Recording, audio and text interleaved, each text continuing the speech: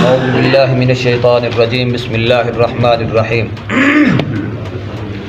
وقالوا اتخذ اللہ ولدا سبحانہ بل لہ ما فی السماوات والارض کل لہ قانتون۔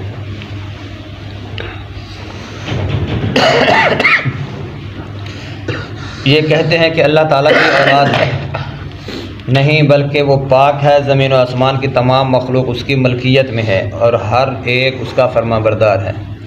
یہود و نصارہ جو ہیں یہ کہتے تھے کہ اللہ تعالیٰ کی اولاد ہے۔ 10ویں پارے میں آتا ہے وقالت الیہود لیست النصارى وقالت النصارى لیست الیہود ولا شیء۔ یہودی کہتے ہیں کہ عزیر اللہ کا بیٹا ہے اور عیسائی کہتے ہیں عیسیٰ اللہ کا بیٹا ہے۔ اللہ کی اولاد بنانا چاہتے ہیں یہ لوگ۔ یہاں پہ اللہ فرماتے ہیں وقالوا اتخذ اللہ ولدا سبحانہ، کیونکہ پیچھے واقعہ یہودیوں کا چل رہا ہے، اس وجہ سے اللہ تعالیٰ نے یہاں پہ فرما دیا وقالوا اتخذ اللہ ولدا سبحانہ۔ یہ کہتے ہیں کہ اللہ کی اولاد ہے، حالانکہ اللہ کی اولاد نہیں ہے۔ اگر کوئی شخص آپ کو یہ کہہ دے کہ توحید بیان کرو تو سورۃ اخلاص توحید بیان کرنے کے لیے کافی ہے، کہ جس کے اندر یہ سارا تذکرہ آ جاتا ہے کہ اللہ کی اولاد نہیں، اللہ اکیلا ہے، اللہ بے نیاز ہے، نہ وہ کسی میں سے ہے نہ اس میں سے کوئی ہے، اور نہ اس کا کوئی ہمسر ہے، کوئی برابری کرنے والا ہے۔ تو توحید اگر بیان کرنی ہے تو سورۃ اخلاص کا بیان کر دینا ہی کافی ہے۔ تو اس لیے اللہ تعالیٰ یہاں پہ فرماتے ہیں وقالوا اتخذ اللہ ولدا سبحانہ، یہ کہتے ہیں کہ اللہ کی اولاد ہے، نہیں، یہ جھوٹ بولتے ہیں، وہ پاک ہے، زمین و آسمان کی تمام مخلوق اس کی ملکیت میں ہے۔ ولا یؤودہ حفظہما وہو العلی العظیم، ولا یؤودہ، تمام چیزوں کا احاطہ کیے ہوئے ہے۔ ولا یحیطون بشیء من علمہ الا بما شاء، اللہ تعالیٰ کے علم کے اندر، اللہ تعالیٰ کی معیت کے اندر، اللہ تعالیٰ کے کنٹرول کے اندر پوری کی پوری مخلوق ہے، کوئی باہر نہیں ہے اس سے۔ وہ جس بدیع السماوات والارض واذا قضى امرا فانما يقول له كن فيكون، وہ زمین و آسمان کو ابتداءً پیدا کرنے والا ہے۔ کل میں نے آپ کو ایک مثال دی تھی لقمان علیہ السلام کے بیٹے کی، جس نے اپنے بیٹے کو کہا بیٹا اگر شرک کرنا ہے تو کر، میں تجھے منع نہیں کرتا، لیکن کم از کم اس جگہ پر شرک کرنا جو جگہ تیرے رب نے بنائی نہ ہو۔ یہاں پہ اللہ تعالیٰ نے کیا فرمایا بدیع السماوات والارض، وہ زمین اور آسمانوں کو ابتداءً پیدا کرنے والا ہے۔ اللہ تعالیٰ نے زمین و آسمان کو پیدا کیا ہے۔ قرآن کے اندر جو واقعہ موجود ہے وہ یہ ہے، اللہ تعالیٰ پہلے اللہ تعالیٰ کا جو عرش تھا وہ پانی پر تھا، پھر اللہ تعالیٰ نے زمینیں بنائی، آسمان بنائے، پھر اللہ رب العزت نے اپنا عرش آسمانوں پر لے گئے۔ یہ سورۃ طٰہٰ کے اندر ابتداء آیتوں کے اندر یہ موجود ہے، الرحمن علی العرش استویٰ۔ تو پہلے اللہ کا عرش تو یہ زمین پر تھا، پانی پر تھا، پھر اللہ تعالیٰ نے زمینیں بنائی، آسمان بنائے، فی ستۃ ایام ثم استویٰ علی العرش، 6 دنوں کے اندر زمین و آسمان بنا لیے، پھر اپنا عرش اللہ نے آسمانوں پہ رکھا۔ تو یہاں پہ اللہ فرماتے ہیں بدیع السماوات والارض، وہ زمین اور آسمانوں کا ابتداء پیدا کرنے والا ہے۔ وَإِذَا قَضَىٰ أَمْرًا فَإِنَّمَا يَقُولُ لَهُ كُن فَيَكُونُ، وہ جس کام کو کرنا چاہے کہہ دیتا ہے ہو جا، بس وہ ہو جاتا ہے۔ اللہ رب العزت جو کام کرنا چاہے اسے کہتے ہیں ہو جا، بس وہ ہو جاتا ہے۔ وَقَالَ الَّذِينَ لَا يَعْلَمُونَ لَوْلَا يُكَلِّمُنَا اللَّهُ أَوْ تَأْتِينَا آیَةٌ كَذَلِكَ قَالَ الَّذِينَ مِن قَبْلِهِم مِثْلَ قَوْلِهِمْ تَشَابَهَتْ قُلُوبُهُمْ قَدْ بَيَّنَّا الْآيَاتِ لِقَوْمٍ يُوقِنُونَ۔ اسی طرح بے علم لوگوں نے کہا کہ خود اللہ تعالیٰ ہم سے باتیں کیوں نہیں کرتا، یا ہمارے پاس کوئی نشانی کیوں نہیں آتی۔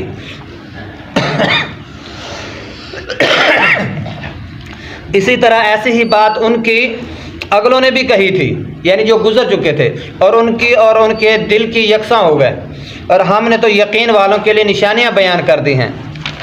پہلے لوگوں نے بھی کہا تھا کہ اللہ تعالیٰ ہم سے بات کیوں نہیں کرتا، یعنی نوح علیہ السلام کی قوم میں سے۔ تو پھر یہ یہودی آئے، موسیٰ علیہ السلام کی قوم، انہوں نے بھی یہی کہا اللہ تعالیٰ ہمیں ڈائریکٹ کیوں نہیں کہتا، یہ کام آپ کو کہتا ہے، یعنی انبیاء کو کہتا ہے، اس کی کیا وجہ ہے۔ تو اللہ رب العزت نے ایک مثال میں آپ کو اس امت کی بھی دے دوں کہ جبرائیل امین انسانی شکل میں آیا نبی علیہ السلام کے پاس، آپ صلی اللہ علیہ وسلم مسجد نبوی کے اندر بیٹھے تھے، صحابہ بھی موجود تھے، آ کر 2 زانو ہو کر بیٹھ گیا۔ 2 زانو کہتے ہیں تحیات کی حالت میں، دو زانو ہو کر بیٹھ گیا اور نبی علیہ الصلوۃ والسلام کے ٹخنوں سے ٹخنے ملا لیے، آ کر سوال کرتا ہے، صحابہ بھی موجود ہیں، اسلام کیا ہے؟ آپ نے بتا دیا۔ پوچھا ایمان کیا ہے؟ آپ نے وہ بھی بتا دیا۔ پھر پوچھتا ہے قیامت کب آئے گی؟ آپ نے فرمایا جتنا سوال کرنے والا جانتا ہے اتنا ہی سوال پوچھنے والا جانتا ہے۔ اس کے بارے میں نہ سوال کرنے والوں کو علم ہے نہ سوال پوچھنے والوں کو علم ہے۔ پھر کہتا ہے اچھا چند ایک نشانیاں بتا دی جائیں۔ آپ نے فرما دیا کہ بکریوں کے جو چرواہی ہیں ان کی فلک بوس عمارتیں ہوں گی، فحاشی بدکاری عام ہوگی۔ یہ 2-3 نشانیاں آپ صلی اللہ علیہ وسلم نے بتا دی۔ کہتا ہے صدقتا، جو سوال کرتا ہے اس پر یہ بھی کہتا ہے صدقتا، آپ نے سچ کہا۔ صحابہ بڑے حیران ہوئے، کہنے لگے یہ کیسا انسان ہے؟ یہ کہتا ہے سوال بھی کرتا ہے پھر تصدیق بھی کرتا ہے، اور یہ یہاں کا رہنے والا بھی نہیں ہے، اس کے اوپر سفر کے آثار بھی موجود نہیں ہیں۔ تو کھڑا ہوا، دروازے سے باہر نکلا، نبی علیہ الصلوۃ والسلام فرمایا عمر جاؤ اس شخص کو بلاؤ۔ جب دروازے پر گیا تو وہ کہتا اللہ کے رسول مجھے نظر نہیں آ رہا، ادھر ادھر ڈھونڈے دیکھا نظر نہیں آ رہا۔ فرمایا آپ جانتے ہو یہ کون تھا؟ فرمایا نہیں۔ کہا یہ جبرائیل تھا، آپ کو علم سکھلانے آیا تھا۔ وہ سوال صحابہ سے بھی کر سکتا تھا، کیوں نہیں کیا؟ کہ شریعت وہ ہے جو محمد صلی اللہ علیہ وسلم کی زبان سے نکلے گی، اس لیے یہ بہت بڑا سوال ہے۔ یہود و نصارہ کیا کہتے تھے؟ اللہ تعالیٰ ڈائریکٹ ہمیں کیوں نہیں بتا دیتا؟ کوئی کام بھی ہو اللہ تعالیٰ نبیوں کے پاس وہی بھیجتا ہے، آپ ہمیں بتاتے ہو، اللہ تعالیٰ ڈائریکٹ کیوں نہیں بتاتا؟ تو یہ اللہ تعالیٰ نے اپنا قانون نہیں توڑا جبرائیل کو بھیج کر۔ سوال کیا گیا ہے تو نبی صلی اللہ علیہ وسلم سے کیا گیا ہے، تو نبی صلی اللہ علیہ وسلم کی زبان سے جو نکلا ہے وہ صحابہ نے سنا ہے۔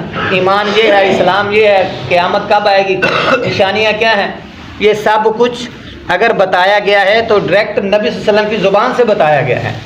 تو یہ یہاں سے یہ بھی پتہ چلتا ہے کہ علم جو بھی اللہ تعالیٰ کی طرف سے آیا ہے وہ جبرائیل نے نبی تک پہنچایا ہے، نبی نے آگے دیا ہے۔ ڈائریکٹلی علم ایسے نہیں آیا کہ ہر آدمی کو اعلان ہو جائے بھی ایسے کر لو۔ اللہ فرماتے ہیں وقال الذین لا یعلمون لولا یکلمنا اللہ او تأتینا آیہ۔ اسی طرح بے علم لوگوں نے بھی کہا کہ خود اللہ تعالیٰ ہم سے باتیں کیوں نہیں کرتا، یا ہمارے پاس کوئی نشانی کیوں نہیں آتی۔ اسی طرح ایسی ہی بات ان کے اگلوں نے بھی کہی تھی، ان کے اور ان کے دل یکساں ہو گئے۔ ہم نے تو یقین والوں کے لیے نشانیاں بیان کر دی ہیں۔ انا ارسلناک بالحق بشیرا ونذیرا وما تسأل عن اصحاب الجحیم۔ ہم نے آپ کو حق کے ساتھ خوشخبری دینے والا اور ڈرانے والا بنا کر بھیجا ہے، اور جنہوں کے بارے میں آپ سے پرسش نہیں ہوگی۔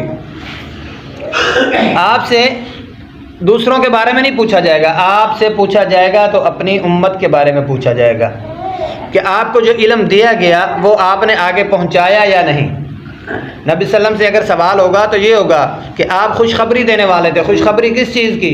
اچھے عمل کرو گے جنت کی خوشخبری ہے، برے عمل کرو گے وَنَذِيرًا، آپ ڈرانے والے بھی تھے، آپ بشیر بھی ہیں نذیر بھی ہیں، داعی الی اللہ بھی ہیں، سراج منیر بھی ہیں۔ سراج منیر روشن سورج، آپ صلی اللہ علیہ وسلم جو علم لے کر آئے ہیں وہ روشن دلیل ہے قرآن کی صورت میں، اور آپ صلی اللہ علیہ وسلم ڈرانے کے لیے بھی آئے ہیں لوگوں کو کہ اگر اچھے عمل نہیں کرو گے تو جہنم میں جاؤ گے۔ آپ خوشخبری دینے والے بھی ہیں کہ اچھے عمل کرو گے تو جنت میں جاؤ گے۔ تو اس لیے آپ صلی اللہ علیہ وسلم کے بارے میں کہا گیا انا ارسلناک، بے شک ہم نے آپ کو بھیجا ہے بالحق کی، حق کے ساتھ، حق دے کر، بشیرن و نذیرن، آپ خوشخبری دینے والے بھی ہیں اور ڈرانے والے بھی ہیں۔ ولا تسأل عن اصحاب الجحیم، اور جہنمیوں کے بارے میں آپ سے سوال نہیں ہوگا، آپ کا کام ہے صرف پہنچا دینا۔ اللہ تعالیٰ قرآن میں فرماتے ہیں اے میرے محبوب آپ کا کام ہے پہنچا دینا، ہدایت کسی کو دوں نہ دوں وہ میرے بس میں ہے، تیرے بس میں نہیں ہے، تیرا کام ہے صرف پہنچا دینا۔ وَلَن تَرْضَىٰ عَنْكَ الْيَهُودُ وَلَا النَّصَارَىٰ حَتَّىٰ تَتَّبِعَ مِلَّتَهُمْ إِنَّ هُدَى اللَّهِ هُوَ الْهُدَىٰ وَلَئِنِ اتَّبَعْتَ أَهْوَاءَهُمْ بَعْدَ الَّذِي جَاءَكَ مِنَ الْعِلْمِ مَا لَكَ مِنَ اللَّهِ مِن وَلِيٍّ وَلَا نَصِيرٍ۔ آپ سے یہود و نصارہ ہرگز راضی نہیں ہوں گے جب تک کہ آپ ان کے مذہب کے تابع نہ بن جائیں۔ یہود و نصارہ آپ پر راضی نہیں ہوں گے جب تک آپ ان کے مذہب پر نہ چلیں۔ مشرکین مکہ نے مل کر نبی صلی اللہ علیہ وسلم کو کہا تھا کہ آپ کہ اتباع کرنے والے غریب غربا لوگ ہیں، ہم آپ کو اپنا بڑا بنا لیتے ہیں اگر آپ کہو تو یہ دین چھوڑ دو، اگر ایسے نہیں تو ہم آپ کو رشتہ دیتے ہیں تو آپ یہ دین چھوڑ دو، اگر آپ خوبصورت رشتہ چاہتے ہو تو ہم وہ بھی دینے کے لیے آپ کو تیار ہیں، لیکن یہ کام توحید والا جو ہے یہ چھوڑ دو۔